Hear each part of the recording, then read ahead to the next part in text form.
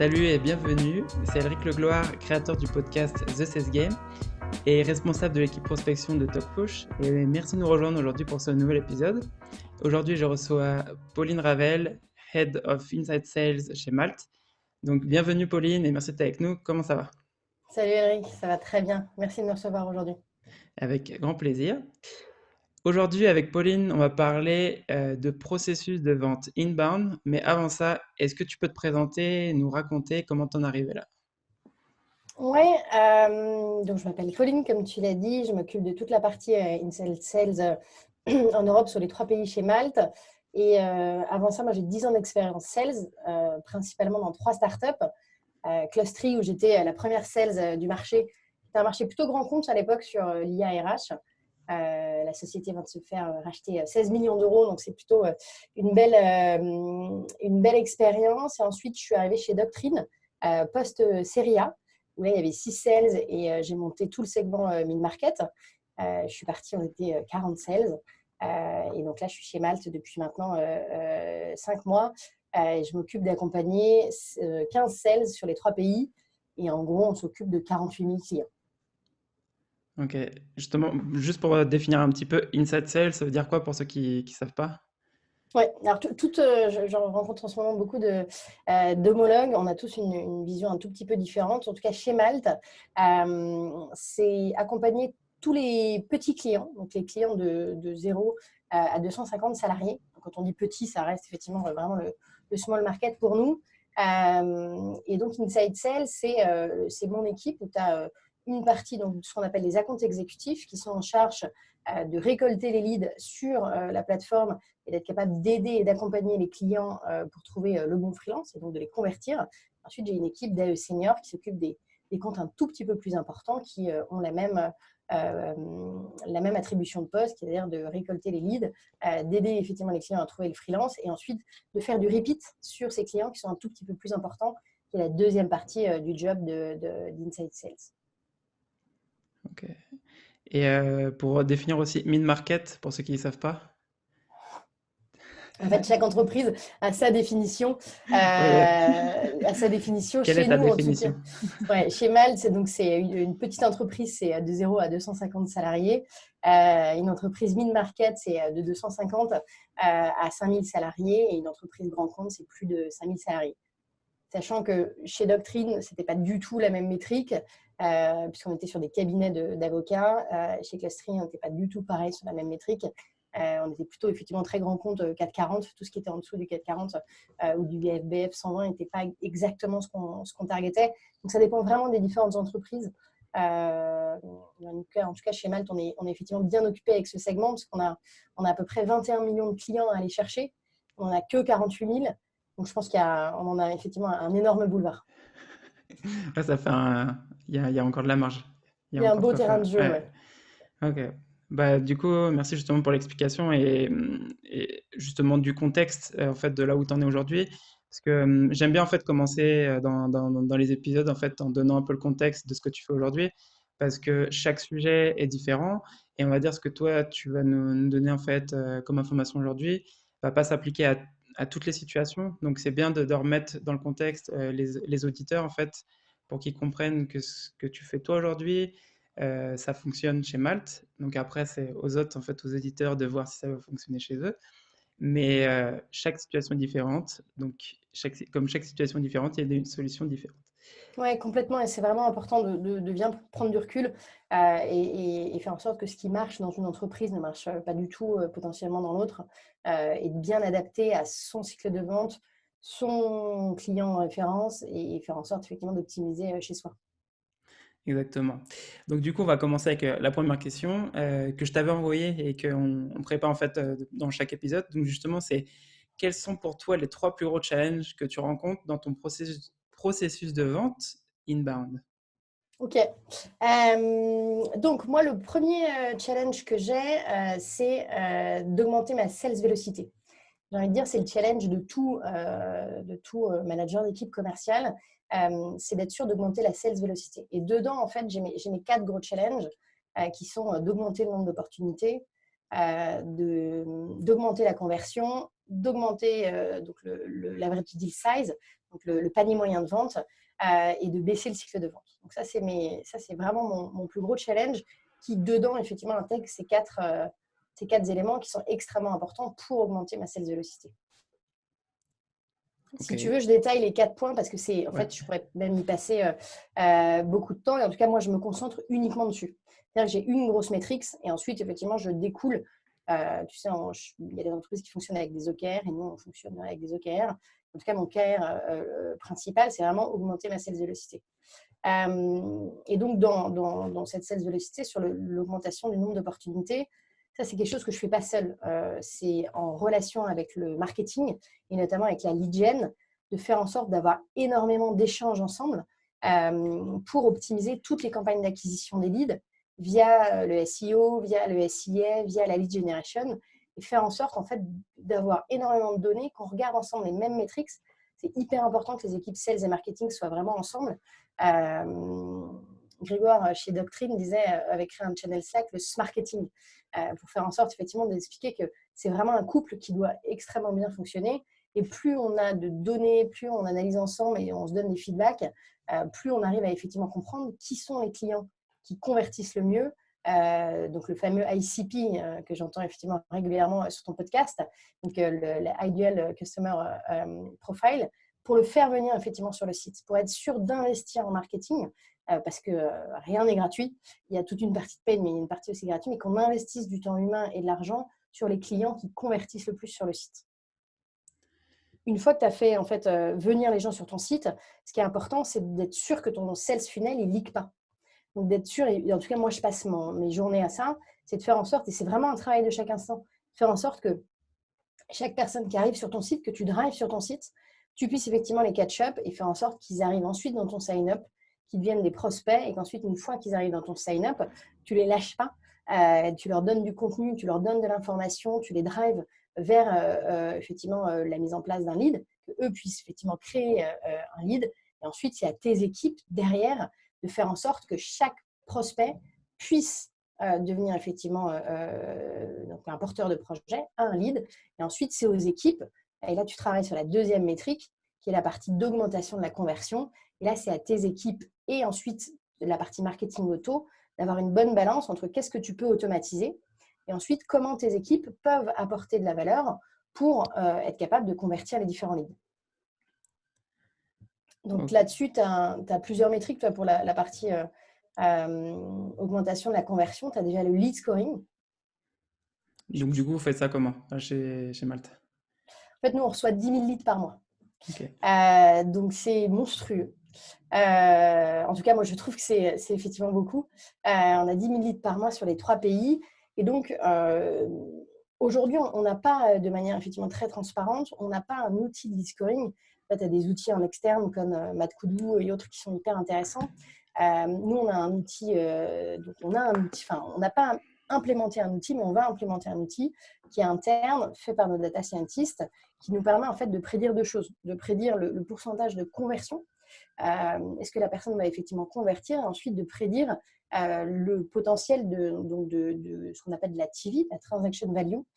Donc, combien va nous rapporter effectivement ce lead s'il convertit. Et ensuite, ça nous permet de ranker les leads, d'être capable de les prioriser. En fait, tu aides tes sales avec une visualisation extrêmement rapide. Voilà, vous devez vous concentrer aujourd'hui sur ces leads. Vous en recevez 10 000. Derrière, moi, j'ai donc une équipe de 15 personnes, mais les 15 personnes ne travaillent pas sur l'inbound. J'ai une équipe aussi à outbound, et peut-être qu'on en parlera plus tard sur un autre podcast. Mais sur effectivement la partie inbound, faire en sorte qu'ils se concentrent, eux, sur les clients qui rapportent le plus et être capable ensuite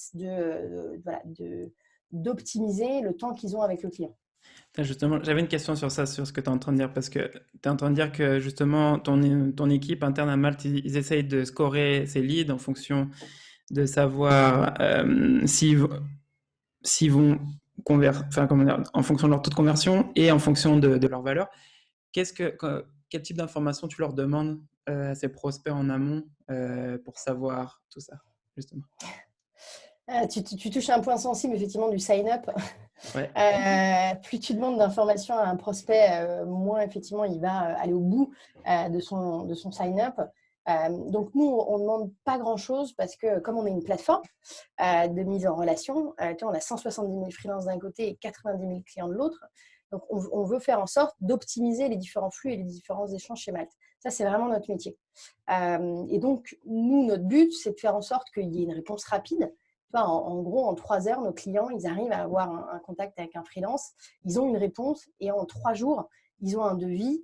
Et ensuite, tu as 90% des missions qui commencent en moins d'une semaine.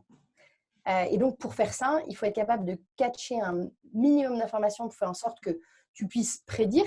Donc, par exemple, la taille de l'entreprise, qui est la personne dans l'organisation.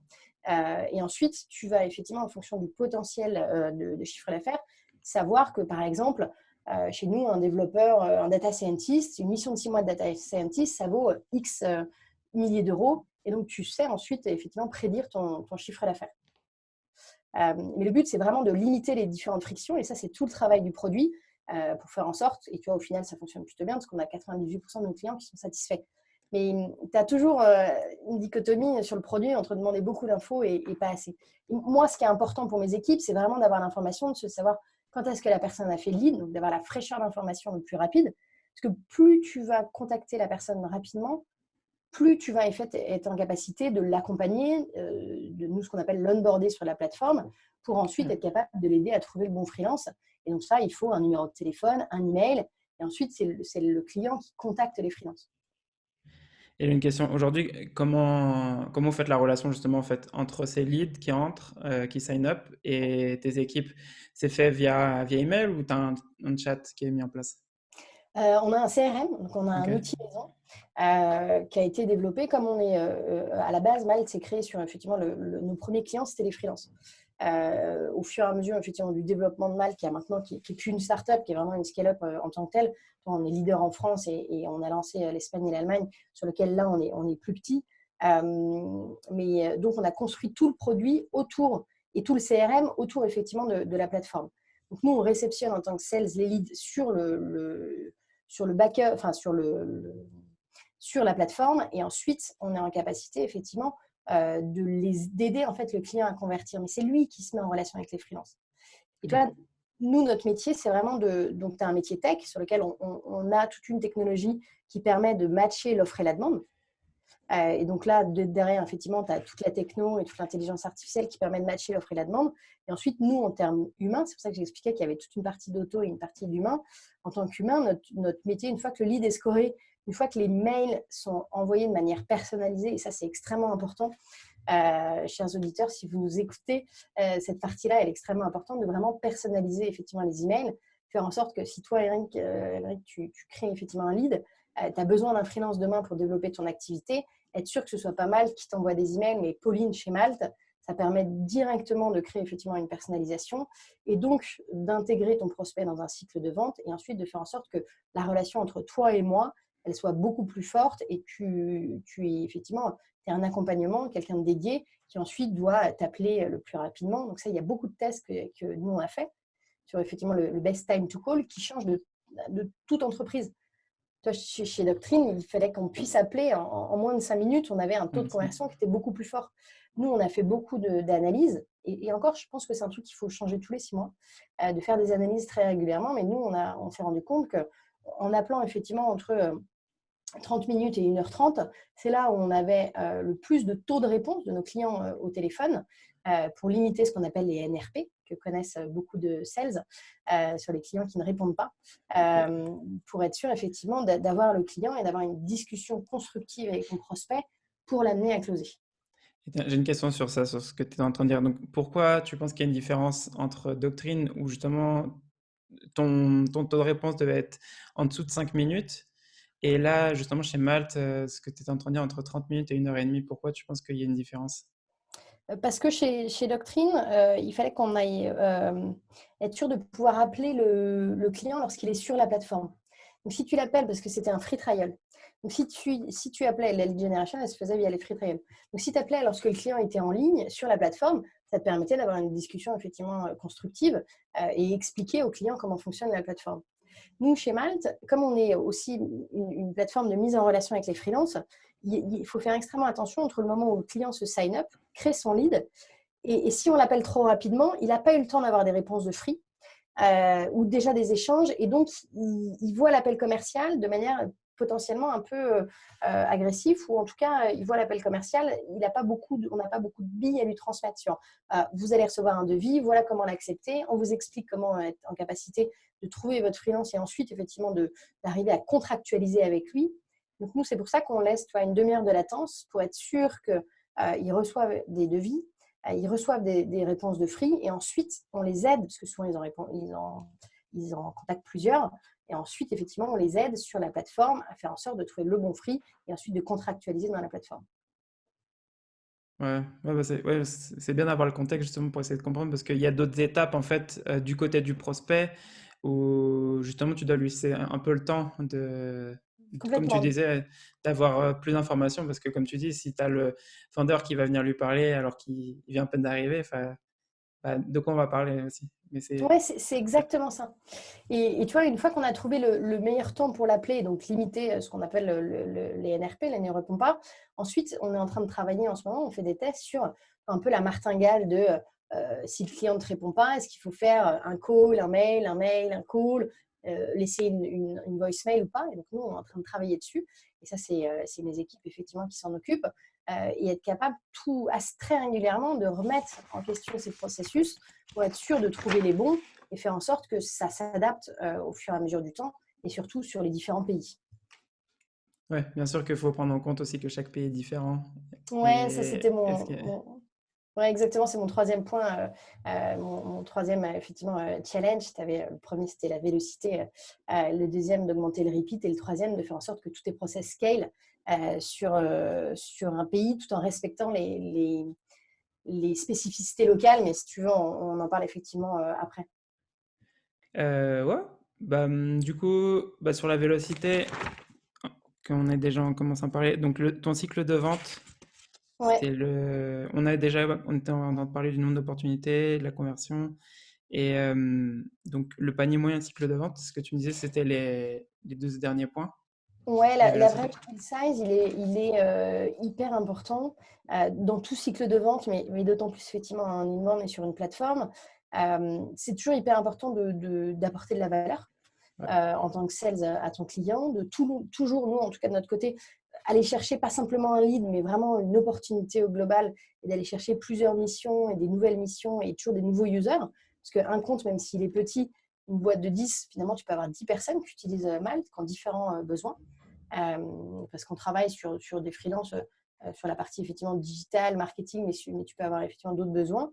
Et ensuite, toujours augmenter, et ça, j'imagine c'est la même chose chez vous, d'augmenter les services, de toujours proposer des nouveaux services supplémentaires que tu peux effectivement proposer pour être capable de passer d'un pricing plan à l'autre, ou en tout cas un add-on dans le Ouais. SaaS, de transmettre un module en plus. Et justement, comment tu fais toi? Dans le contexte que tu as une petite boîte, tu as une personne qui arrive, qui est avec un besoin, comme tu fais, comme tu étais en train de dire justement, c'est une boîte de 10 personnes qui peut avoir chaque personne un besoin différent. Donc, comment tu fais pour créer ce besoin qui était de un freelance à faire une opportunité plus intéressante? Ouais, c'est une super question. En vrai, nous, on utilise effectivement derrière, donc c'est beaucoup de formation, beaucoup de training des sales.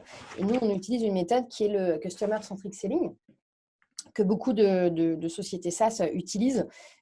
Tu peux avoir différents types de formations. Tu peux avoir le spin selling, tu peux avoir Medic, tu peux avoir plein de formations. Mais en vérité, c'est comment tu arrives à décorréler du lead, avoir une approche lead-centrique, et comment tu peux avoir une approche account-centrique et toujours être capable de passer effectivement ce qu'on appelle un peu au-dessus de la ligne du pouvoir et avoir une vision de OK, là, on va vous trouver la personne, très bien, mais en règle générale, c'est quoi votre pain?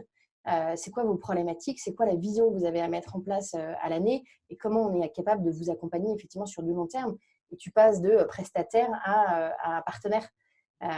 Et plus tu vas être en capacité, même surtout sur une boîte de 10 personnes, où c'est souvent le directeur général que tu as qui n'a pas le temps, qui a besoin d'être efficace, effectif.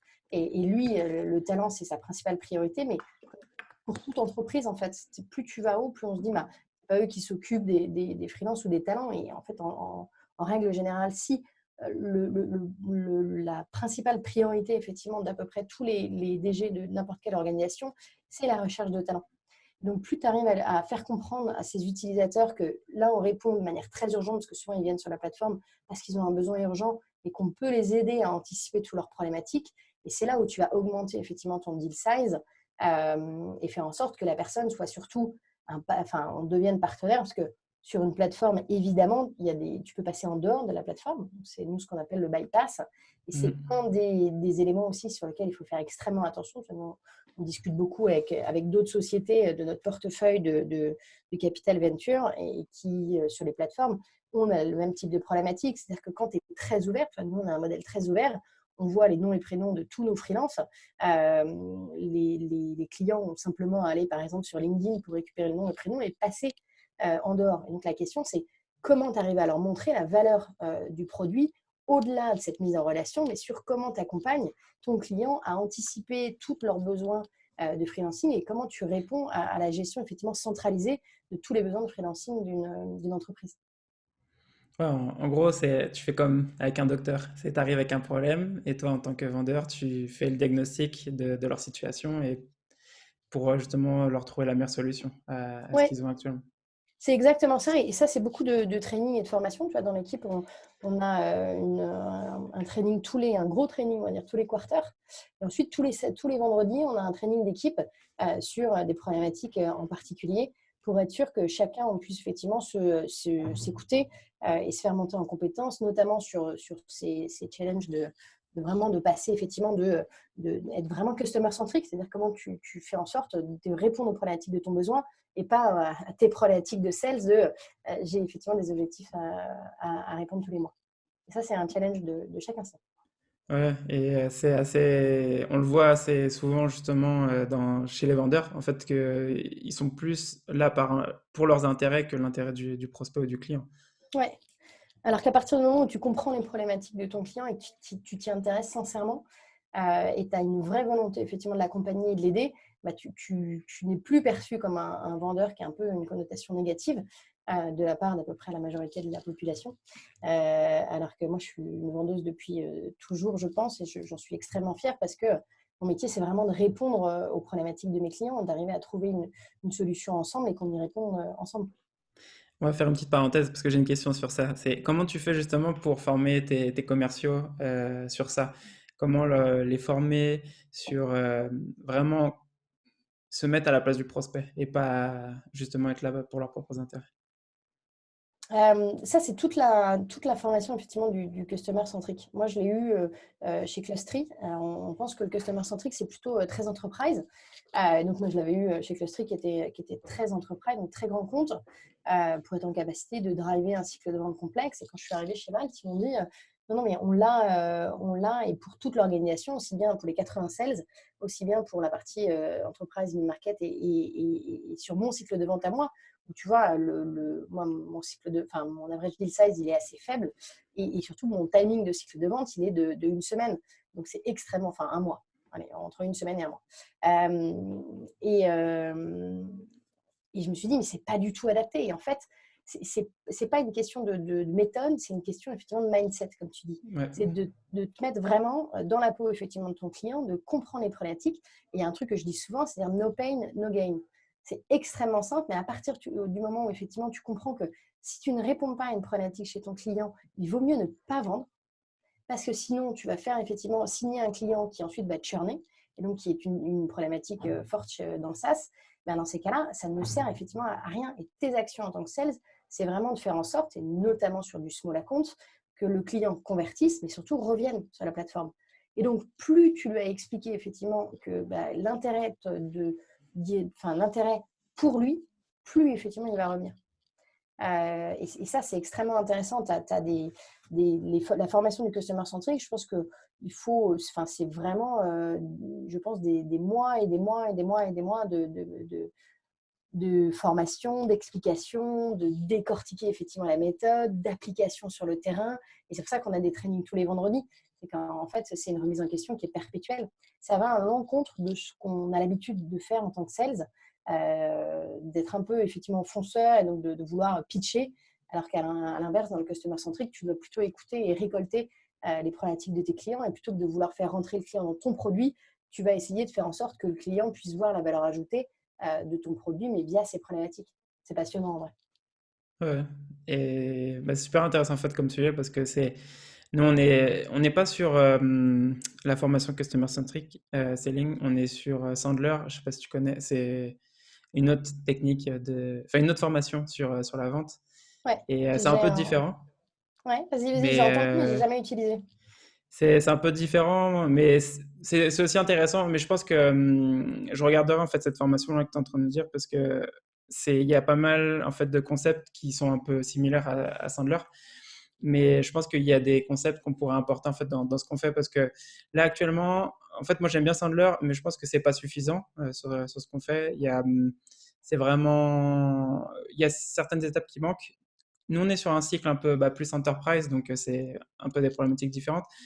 Mais je pense que ce que tu es en train de nous raconter, en fait, il y a ça, comme tu disais, en fait, peut-être qu'au début, tu pensais que ça pouvait pas fonctionner sur des petits comptes, alors que si. Donc, je pense que je regarderai ça pour voir ce que je peux en tirer aussi, justement, pour nous, pour notre process.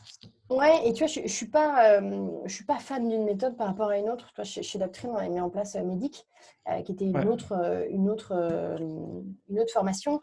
Et c'est ce qu'on se disait en début de podcast, c'est-à-dire que pour moi, il faut prendre des bouts de formation d'un peu partout pour être capable de exact. l'adapter chez soi et toujours se remettre en question.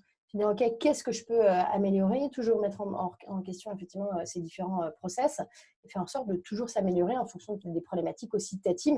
Et c'est comme ça que tu deviens aussi customer centric sur tes équipes et les besoins de tes équipes versus effectivement ce que tu as envie d'imposer en tant que formation managériale. C'est exactement ça, en fait. C'est concrètement, en gros, Sandler, nous, ce qu'on fait, c'est très bien, mais c'est pas suffisant. Et comme tu dis, en fait, il faut vraiment se remettre en question et prendre des bouts de d'autres formations, enfin, de d'autres méthodes de vente et en fait, en faire ce qui fonctionne le plus pour ta boîte, concrètement. Exactement. Mais alors, pour Sandler, il y a une chose, en fait, moi, justement, que j'aimais bien, que tu pourras regarder si tu veux, c'est le concept qu'ils ont du upfront contract. Donc, Ouais, c'est on le, l'utilise aussi. voilà, ça vient de. Je sais pas si c'est eux qui l'ont inventé, mais en gros, enfin, je l'ai appris avec eux. Et donc, pour ceux qui connaissent pas, hein, c'est un petit contrat que tu fais en fait dans les cold calls ou dans toutes tes réunions en fait avec tes prospects. En gros, c'est pardon, comme tu dis, t'as 5 éléments. Le premier, c'est le temps, par exemple, de la réunion que la réunion avec ton client va durer. Le deuxième, c'est l'objectif de cette réunion. Troisième, c'est l'agenda de ton prospect. Le quatrième, c'est ton agenda. Et le dernier, c'est quelles sont les prochaines étapes après cette réunion. Donc voilà. Ouais. Donc vous pourrez regarder ça. C'est un petit élément en fait dans ton processus de vente, mais qui fait vraiment la différence dans tes interactions avec tes prospects.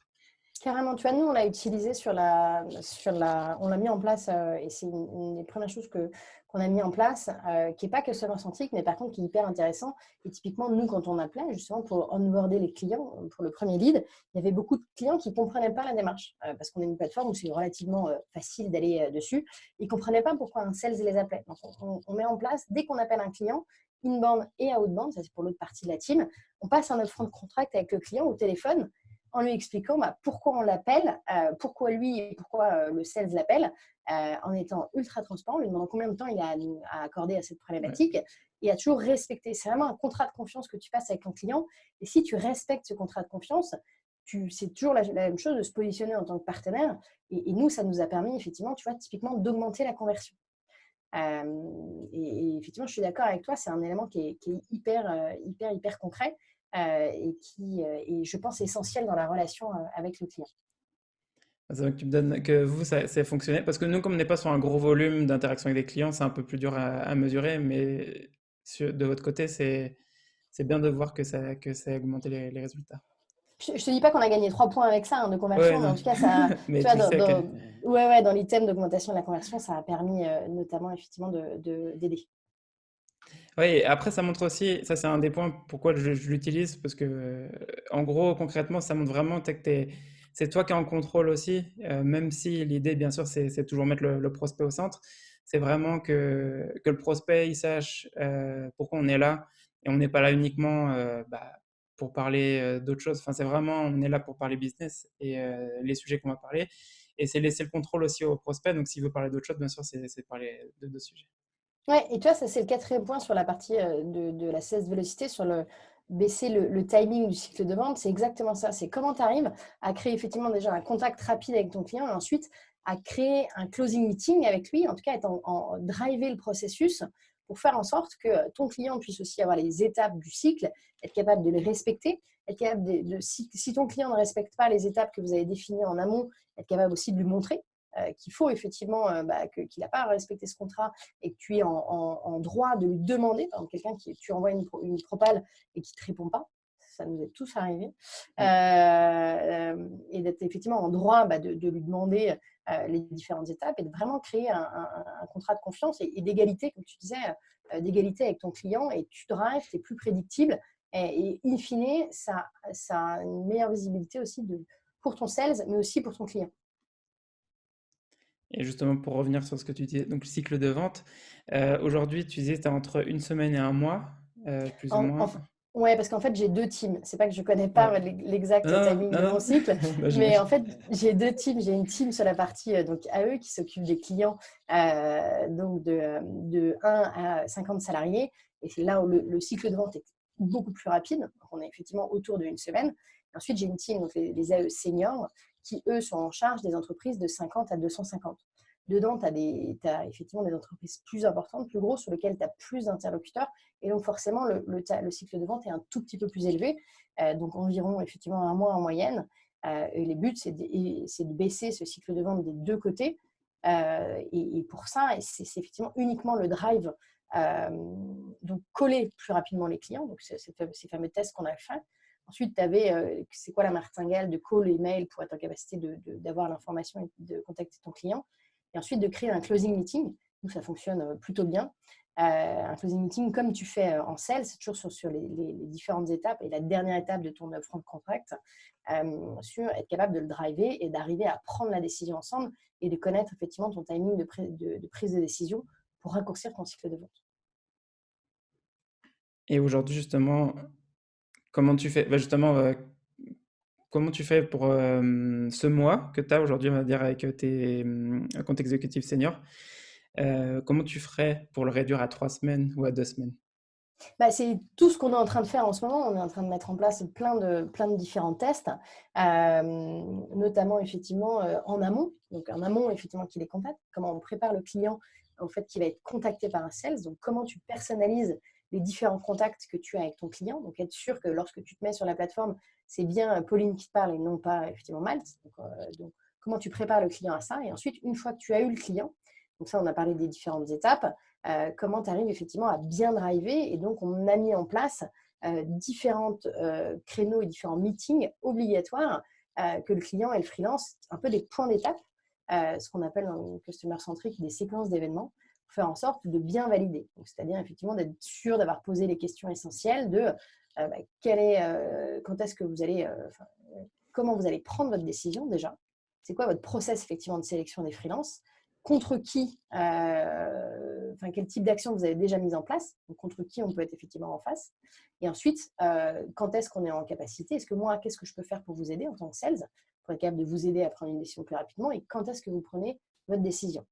Et être sûr qu'à chaque fois, on est en capacité d'y répondre et d'être sûr d'avoir mis en place en face du client les actions nécessaires pour l'aider à trouver le freelance. Et ensuite, une fois qu'on a mis en place les actions nécessaires pour l'aider à trouver le freelance, être en capacité, effectivement, de prendre un rendez-vous pour closer ensemble et faire en sorte que le client close sur la plateforme. OK. Ouais, ouais, bah, c'est intéressant de voir justement toutes ces étapes pour voir comment y arriver. Parce que j'imagine, parce que vous, c'est plutôt sur comme c'est dit, il y a beaucoup de volume, il y a beaucoup d'opportunités tout le temps. Donc, c'est vraiment un process de répétition, justement. Donc, Ouais, ouais, complètement. on va parler justement du deuxième challenge que tu avais déjà, Ouais, que tu as l'augmentation commencé des au début. repeats. Exactement. Complètement. En fait, comme on a beaucoup de clients, tu vois, 48 000 clients, c'est monstrueux. En tout cas, moi, dans mes anciennes startups, j'en avais beaucoup moins. Donc, ça peut paraître pas beaucoup pour certaines boîtes, mais en tout cas, pour une startup, 48 000 clients, c'est effectivement plutôt beau. Et derrière ces 48 000 clients, tu as 100 000 users donc, qui utilisent la plateforme. Et donc, nous, comme on est une petite société, on fait venir via des actions marketing. Donc, on a un coût, effectivement, d'acquisition marketing. Et ensuite, une fois qu'il a closé, il faut être sûr de le faire revenir sur la plateforme et faire en sorte qu'il continue toujours. Donc là-dessus, tu as 2 leviers. Tu as toute la partie marketing auto. Donc, comment tu crées des boucles automatiques en fonction du statut du client. Est-ce qu'il est venu sur la plateforme, il s'est sign up, mais il n'a pas contacté de freelance? Dans ces cas-là, il faut qu'il y ait une communication différente. Est-ce qu'il est venu sur la plateforme, il a contacté des freelances, mais il n'a pas converti? Est-ce qu'il a converti? Il y a plein de paramètres à prendre en compte. Donc là, tu dois dessiner ce qu'on appelle ta customer journey. Et tu vois, typiquement, c'est ce que j'ai fait aujourd'hui avec une personne de mon équipe. Comment tu dessines effectivement ta customer journey et être sûr que chaque personne qui a eu un contact, tu puisses effectivement le refaire consommer. Et en fait, c'est une boucle, ce que j'appelle la boucle du love, qui ne parte jamais. Et que le client soit tellement content d'avoir du contenu de qualité. Donc, tu dois travailler avec le marketing pour être sûr qu'il y ait du contenu et qu'il soit intéressant. Tu vois, par exemple, cette année, on a lancé le Maltech Trend. Donc, il y a une analyse de toutes les missions qui ont été faites sur la plateforme. Donc, il y en a un volume juste gigantesque, sur quel est le prix d'un développeur Node.js, par exemple, à Lyon, à Marseille, à Munich, quelle est la moyenne, effectivement, d'acquisition de nouvelles compétences sur telle et telle techno. Donc ça pour un DSI ou des gens qui nous utilisent, ça a énormément de valeur. Donc, comment tu es sûr de toujours pousser du contenu à la personne pour qu'elle puisse revenir sur ton site, pas seulement pour des besoins, mais aussi pour de l'info et être un partenaire de qualité. Ça, ce n'est pas encore totalement mis en place. On est en train de le mettre en place parce que derrière, tu as des implications avec un CRM et aussi un outil de marketing automation. Et ensuite, il faut être sûr aussi de l'adapter sur les 3 pays. On en parlera après. Et ensuite, tu as toute la partie sales automation. Donc, comment tu fais en sorte de créer en fait des événements pour tes sales pour qu'ils puissent rappeler le client. Par exemple, une nouvelle recherche ou un NPS positif, une fin de mission. Comment tu crées différents événements pour être sûr que ton sales, il appelle le client au bon moment. Ça, j'allais te poser une question. Chez vous, chez Malte, c'est ton équipe qui gère ça ou c'est une autre équipe? Le Le NPS ou repeat, le tout ce qui est repeat? repeat, parce que je te pose la question, parce que chez nous, justement, tout ce qui est new business, donc nouveaux prospects, on a l'équipe des BDR et l'équipe des EI qui gère ça. Et sur tout ce qui est expansion, justement, on a une autre équipe qui s'occupe de ça. Donc les clients actuels qu'on a, c'est une autre équipe justement qui s'occupe de faire de Ouais. toute la relation, justement, la création de valeur, enfin tout ce qui est contenu. Et quand le contrat, il doit être... Bon, on est sur un système différent, bien sûr, mais en gros, quand le contrat C'est un doit être... système de pod avec oui, SDR, AE et CSM. exact. Ouais. En fait, moi, les pods, je les avais chez Doctrine et ça fonctionnait plutôt très, très bien. Et on spécialisait avec chacun son métier. Tu avais les SDR en charge effectivement, de la lead gen et de la outbound qui délivrent des opportunités pour les AE qui les closent et les CSM qui les convertissent. On a la même chose sur la partie sales, donc sur les pays France, Espagne et Allemagne, donc ceux qui travaillent en entreprise. Mes SDR à outbound doivent effectivement générer du rendez-vous pour les sales et ensuite tu as des customer success qui sont en charge de déployer dans un compte. Ouais. Nous, sur la partie small, en fait, les clients, c'est tellement du volume, comme tu l'as dit, qu'on est en charge de nos propres clients. Donc, tu vois, je ne sais pas si ça va continuer à être comme ça, mais on a 11 000 clients et chaque AE a 11 000 clients. Donc, c'est juste monstrueux. Aujourd'hui, on les laisse effectivement continuer à gérer les leads qui reviennent sur la plateforme. Et aujourd'hui, en tout cas, on leur demande de faire du repeat. Okay. Je ne sais pas si ce sera l'option de demain, mais les pods sont mis en place sur l'entreprise, Ouais. mais pas encore sur le small.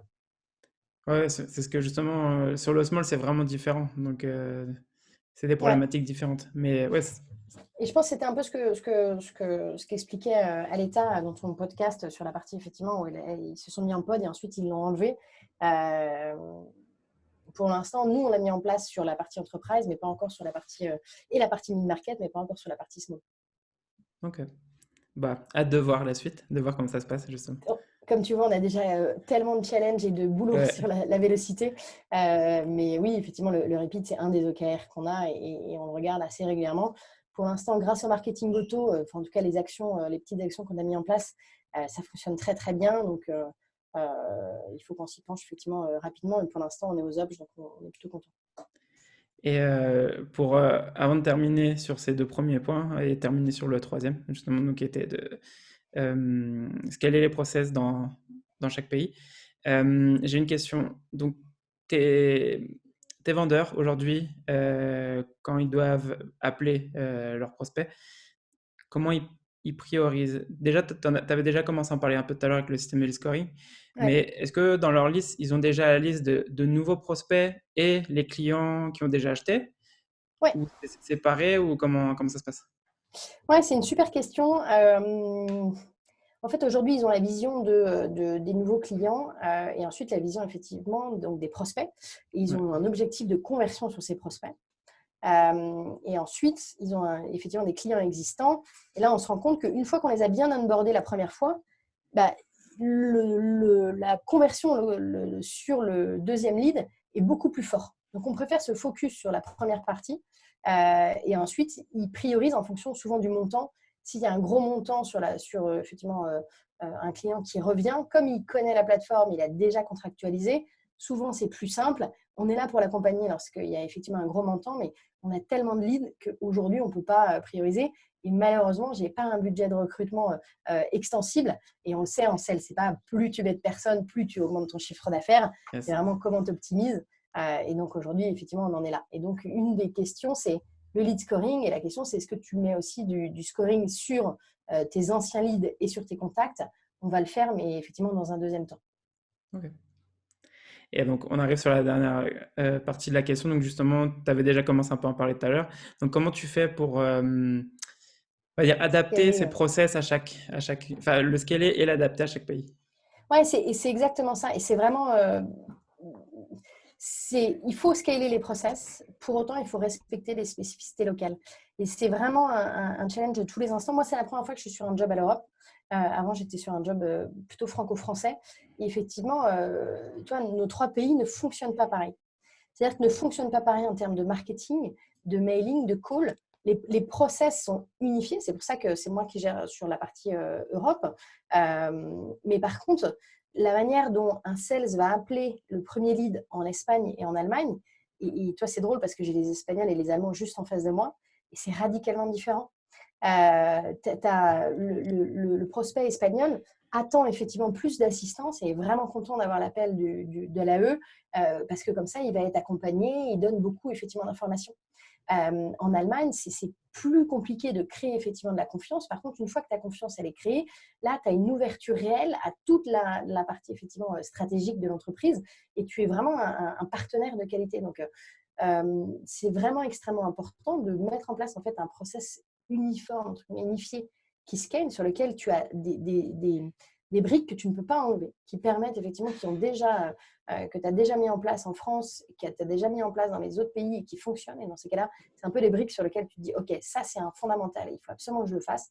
Par exemple, le mailing personnalisé, c'est un fondamental et il faut que je le fasse. La deuxième brique, c'est le time to call. Bah, ça, tu ne peux pas l'uniformiser. Tu te rends compte qu'il faut effectivement, tu as une brique qui est uniforme, mais par contre, il faut l'adapter en fonction des différents pays. Et en fait, il faut faire ça à chaque étape de ton processus. Donc, ça prend du temps, mais par contre, ça permet forcément d'augmenter la sales velocity sur les trois pays en se disant, il y a des fondamentaux sur lesquels je ne bouge pas, c'est un process. Par contre, dedans, comment je l'adapte en fonction du pays. Et ça, tu as besoin de beaucoup d'insights. Toi, par exemple, sur l'Allemagne, on l'a lancé il y a vraiment quelques mois. Et donc, moi, je discute vachement avec des head of sales de l'Allemagne pour essayer de comprendre comment ils font leur inbound, leur outbound. On se donne beaucoup, beaucoup d'infos. J'ai discuté avec Payfit, j'ai discuté avec ce type de sociétés qui ont les mêmes problématiques que nous et avec lesquelles on se donne plein, plein d'infos. Ouais, c'est assez intéressant de voir ça parce que justement, tu as l'impression que chaque pays est plus ou moins similaire, mais au niveau de la culture de chaque pays, justement, en fait, tu as beaucoup de choses que tu te rends compte, en fait, quand tu l'adaptes, enfin, quand tu arrives et que tu mets ton process en place, tu te rends compte qu'au final, c'est pas la même chose. Ouais, sur la outbound, peut-être qu'on en parlera plus tard, mais sur effectivement faire un call d'outbound en Allemagne, Mhm. Quand mes outbound en France me disent c'est difficile, on n'y arrive pas, je dis mais allez en Allemagne. On ne peut pas effectivement appeler les personnes sur des numéros de téléphone, on ne peut pas avoir un loucha par exemple, c'est extrêmement mal vu. Et pour envoyer un email à quelqu'un à qui tu n'as pas un email, il faut demander au standard l'autorisation. Enfin, c'est extrêmement, extrêmement restrictif. Mais en même temps, une fois que par contre tu as la relation, voilà, tu as un accès qui est beaucoup plus important que dans les autres entreprises en France où tu passerais des mois et des mois à aller grouiller dans le compte pour avoir accès aux décisionnaires, alors qu'en Allemagne, une fois que la transparence et la confiance s'est faite, tu peux avoir accès aux décisionnaires beaucoup plus rapidement. Ok, bah, c'est marrant de voir comment c'est intéressant parce que nous, en gros, c'est vraiment, on est sur d'autres pays, donc encore, c'est un peu différent. Mais en tout cas, c'était super intéressant ces trois challenges. Donc, je répète pour ceux qui nous écoutent. Donc, le premier, c'était la vélocité. Donc, ce qui était un des challenges les plus importants pour Pauline au niveau de son process inbound. Le deuxième, c'était tout ce qui était la répétition en fait de ses prospects en tant que client. Et le troisième, c'est comment scaler tous ces processus en fait dans un pays, dans un autre pays. Et donc là, on arrive en fait sur la deuxième partie en fait de l'entretien. Donc là, c'est des questions un peu plus générales sur la vente. Donc, en contenu, ressources, qu'est-ce que tu lis ou écoutes et qu'est-ce qui a le plus influencé ta vie de commercial? Ouais, j'écoute tes podcasts. J'écoute ceux aussi de Gabriel Gorovic sur la partie grosse. Donc, pour me donner effectivement une vision un peu plus large que la partie sales et être capable d'avoir une vision un peu plus globale sur la growth. J'écoute aussi toute une partie encore un peu plus globale sur de la tête des VC. Et ça me permet effectivement d'avoir une vision totale de la partie sales, growth, marketing et ensuite effectivement fonds d'investissement. Ensuite, je lis pas mal de bouquins. Les bouquins que tout le monde connaît, hein, mais tu as plein de bouquins, les Predictable Revenus, de Grosse Machine, tous ces Good to Great, tous ces The Founder Mentality que m'a donné mon DG et The Sales Development Playbook, qui est pour les personnes qui veulent monter un département d'Inside Sales, ils doivent le lire. Ça s'appelle The Sales Development Playbook. C'est moi un des bouquins qui est vraiment, vraiment intéressant. Et ensuite, je fais beaucoup, beaucoup de rencontres avec des head of sales. J'essaie toutes les semaines de rencontrer une personne différente, de business différents, de business effectivement différents, pour être sûr que je puisse toujours remettre en question mes problématiques.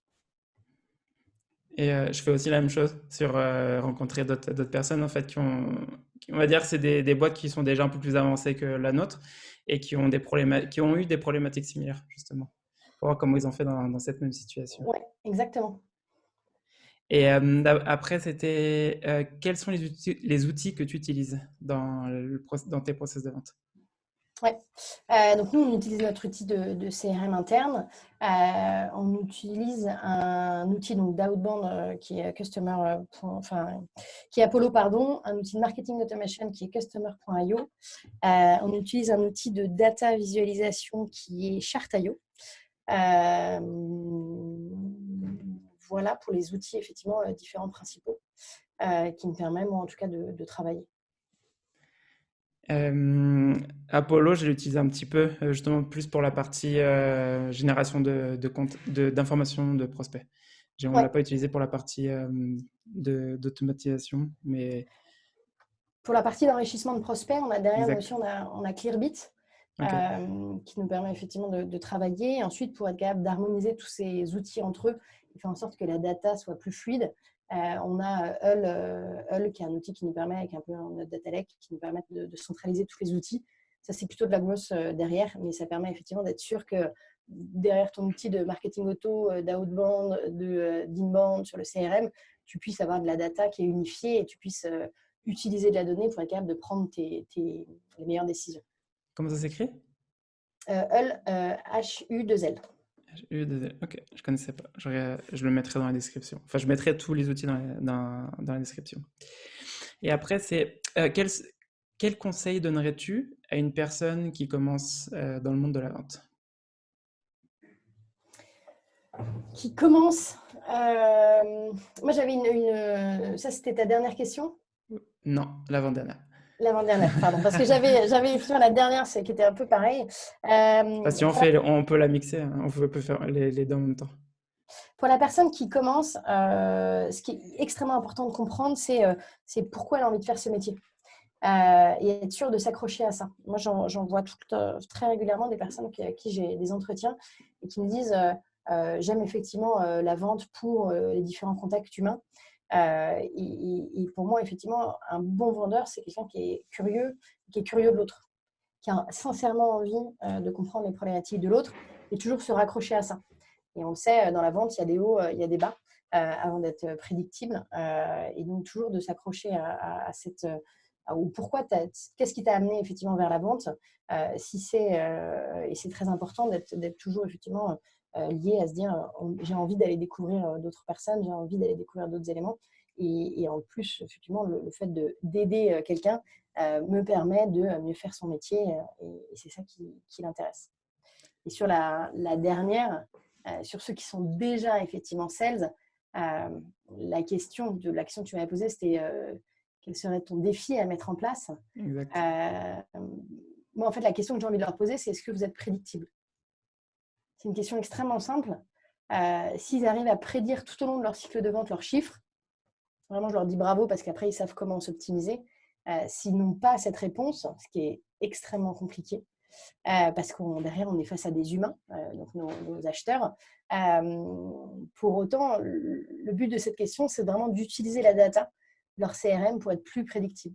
Mieux driver leurs clients dans leur cycle de vente. Donc là, c'est leur méthodologie sales, mais surtout de faire en sorte d'utiliser la donnée qui est à notre disposition et la data pour être sûr effectivement d'être plus prédictible et ensuite bien driver ces différentes étapes, donc d'avoir compris son cycle de vente pour faire en sorte d'être effectivement prédictible, qui est le Graal pour un sales et notamment pour un manager et pour un VC. On fait le lien avec tout ce que j'écoute. Exactement. Ah, c'est exactement ça. Du coup, merci beaucoup Pauline pour être passée aujourd'hui sur le podcast. Donc, s'il y a des personnes, des auditeurs en fait qui nous écoutent aujourd'hui et qui veulent te contacter, ils peuvent te contacter où? Sur LinkedIn, Pauline Ravel. Ça marche. Du coup, je mettrai ton lien dans la description aussi de l'épisode. Voilà. Merci Pauline et bonne journée. Merci beaucoup. À bientôt. Bye. Merci d'avoir écouté cet épisode de The Sales Game. Si t'aimes le podcast, abonne-toi, laisse un commentaire, une note, partage-le avec tes potes, fais-le écouter à ta mère, en gros, fais-en ce que tu veux. Et ça serait top aussi si tu pouvais m'aider à le partager. On se revoit dans le prochain épisode. Ciao!